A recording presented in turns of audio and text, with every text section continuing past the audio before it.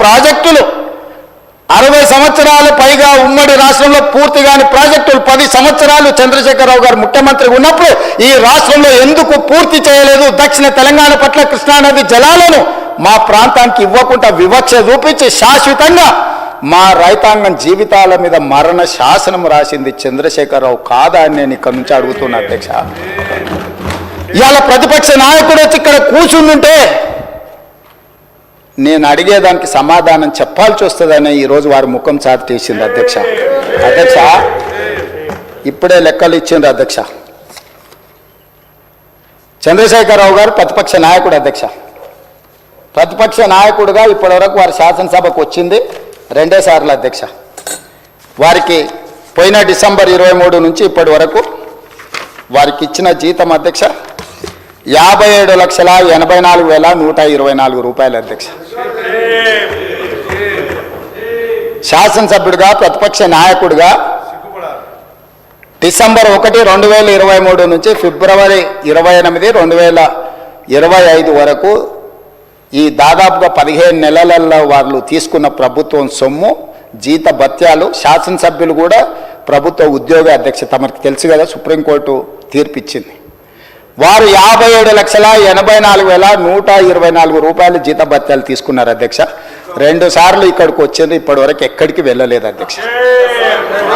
ప్రభుత్వ జీత భత్యాలు తీసుకొని ప్రజల్ని గాలికి వదిలేసి తెలంగాణ రాష్ట్రాన్ని కర్మకు వదిలేసిన ప్రధాన ప్రతిపక్ష నాయకుడు ఈరోజు వాళ్ళను ఇట్లా తయారు చేసి రేబీస్ వ్యాక్సిన్ రియాక్షన్ వచ్చినట్టుగా వాళ్ళు వ్యవహరిస్తుంటే ఏం చెప్పాలి అధ్యక్ష?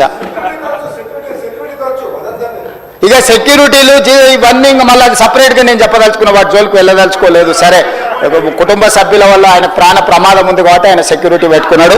సరే, అది సహజం, అందుకే ఆయన దూరంగా ఉంటున్నాడు వాళ్ళకు చుట్టూ పోలీసు పహారాల మధ్య అధ్యక్ష. సరే, అది వారి సమస్య అనుకోండి, నేను దాని జోలికి వెళ్ళదలుచుకోలేదు. సో ఈరోజు ఎస్ఎల్బిసి పూర్తి చేసి ఉంటే నల్గొండ కష్టాలు తీరు ఉండేటివి కదా, డిండి ప్రాజెక్టు పూర్తి చేసి ఉంటే నల్గొండ కష్టాలు తీరు ఉండేటివి కదా, మా పాలమూరు రంగారెడ్డి ఎత్తిపోతల ప్రాజెక్టు ఈరోజు జూరాల నుంచి నీళ్లు తీసుకుని ఉంటే రాయలసీమ నీళ్లు దొంగిలించే అవకాశం ఉండకపోతుండే కదా అధ్యక్ష. ఈరోజు కృష్ణానదిలో మొత్తం ప్రాజెక్టుల మీద వివరాలు తీయండి అధ్యక్ష. ఎవరి హయంలో ప్రారంభమైనాయి, ఎవరి హయంలో పూర్తయినాయి, ఎవరు అన్యాయం చేసిండ్రు. పెద్దలు చంద్రశేఖరరావు గారిని రమ్మని అధ్యక్ష, తమరైన వ్యక్తిగతంగా మాట్లాడండి. వారు ఏ రోజు వస్తారో వారి సభలో ఉన్నప్పుడే కృష్ణానది జలాల మీద చర్చ పెడదాము. ఈ చర్చలో ఒకవేళ మా తప్పు ఏదైనా ఉందని నిరూపిస్తే సభా సాక్షిగా చంద్రశేఖరరావు గారికి బీఆర్ఎస్ నాయకులకు నేను క్షమాపణ చెప్తా అధ్యక్ష.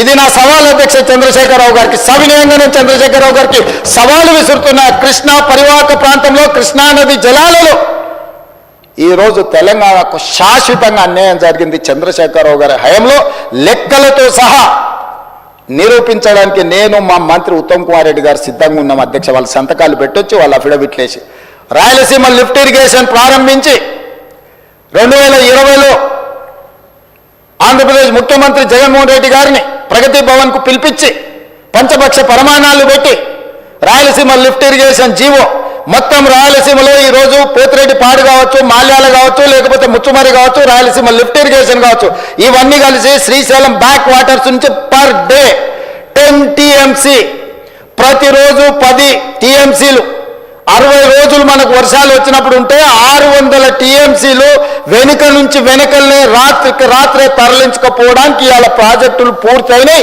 2014 నుంచి 2023 డిసెంబర్ వరకు చంద్రశేఖరరావు గారు ముఖ్యమంత్రిగా సాగునీటి పారుదల శాఖ మంత్రిగా ఉన్నప్పుడు తెలంగాణ రాష్ట్రానికి అన్యాయం చేసింది అధ్యక్ష.